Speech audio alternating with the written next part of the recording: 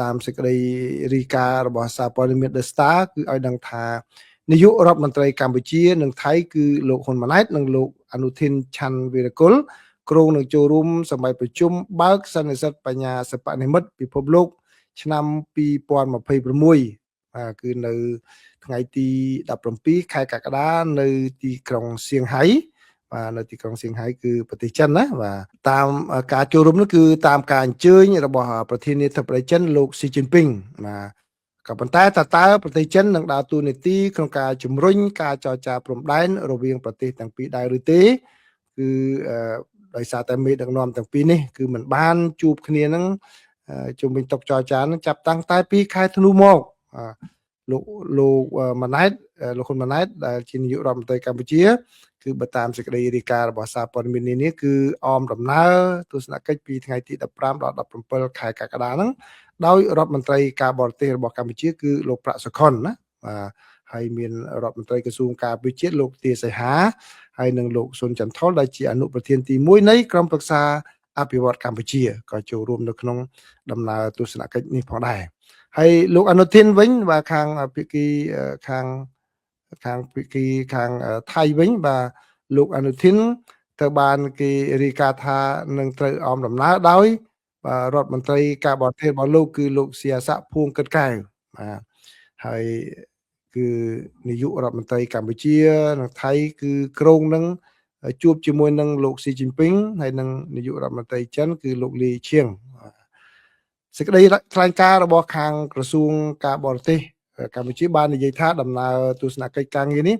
បង្ហាញពីការបដិញ្ញាចិត្តរួមគ្នា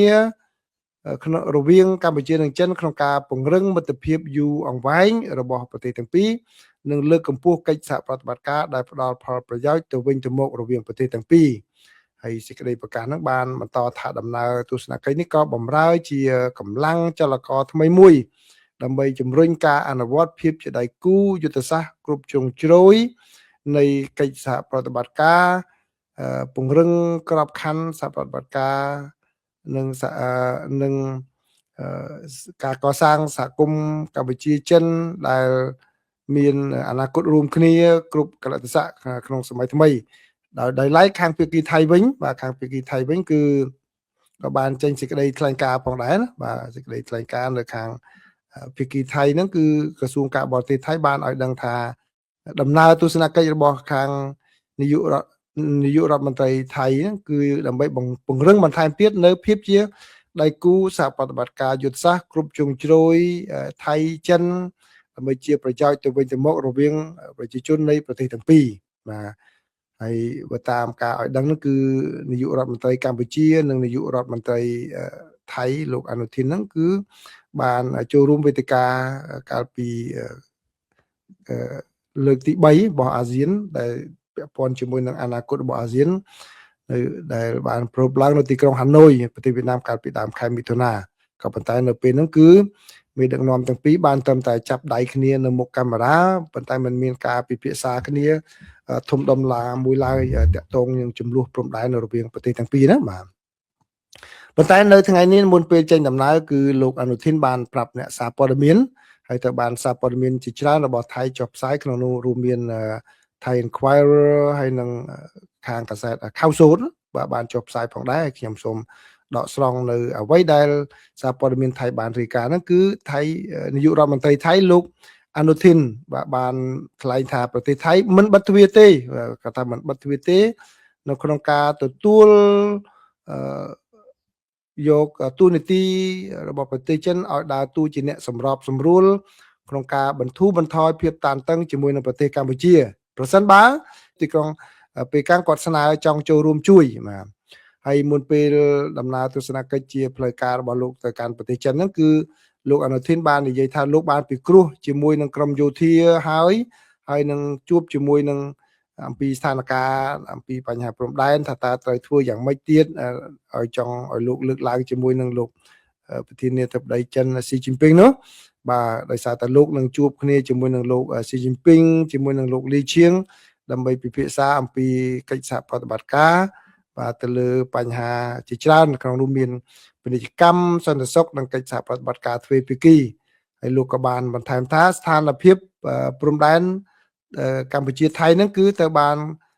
ក៏អាចនឹងត្រូវបានលើកឡើងក្នុងអំឡុងពេលពិភាក្សាផងដែរដោយពិពណ៌នាថាប្រទេសចិនហ្នឹងគឺជាមិត្តយូរអង្វែងរបស់ប្រទេសថៃបាទអញ្ចឹងគឺជារឿងមួយដែលលោកអនុทิនគាត់និយាយដោយខ្លួនឯងតែម្ដងហើយទៅបានសារព័ត៌មានថៃគាត់យកមកផ្សាយទេណាបាទគឺគាត់នឹងចង់លើកគាត់មានកម្រងនឹងលើករឿងហ្នឹងជាមួយនឹងប្រទេសចិនបាទតែលើកដើម្បីក្នុងគោលបំណងល្អឬយ៉ាងណាគឺមិនទាន់ដឹងទេសារព័ត៌មានថៃបានបន្ថែមទៀតថាលោកអនុทิនក៏បាននិយាយផងដែរថាការពិភាក្សាជាមួយនឹងចិនហ្នឹងគឺក៏មានតកតងនឹងបញ្ហាសហប្រតិបត្តិការជាមួយនឹងភូមាផងដែរដោយឡែកនាយករដ្ឋមន្ត្រីរបស់កម្ពុជាបាទគឺលោកហ៊ុនម៉ាណែតបានសរសេរនៅក្នុងបណ្ដាញសង្គម Facebook របស់លោកបាទបណ្ដាញសង្គម Facebook របស់លោកនៅថ្ងៃទី16នេះដែលខ្ញុំបានចូលទៅយកមកឲ្យសូមចែករំលែកជូនប្រិយមិត្តហ្នឹងគឺនាយករដ្ឋមន្ត្រីកម្ពុជាបានសរសេរតាមបណ្ដាញសង្គមថាលោកថ្លែងអំណរគុណ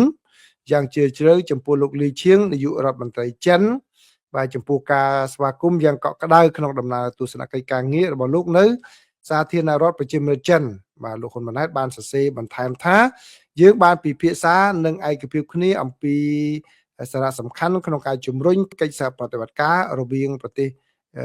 ទាំងពីរគឺកម្ពុជានិងចិនឲ្យកាន់តែរឹងមាំលើគ្រប់វិស័យ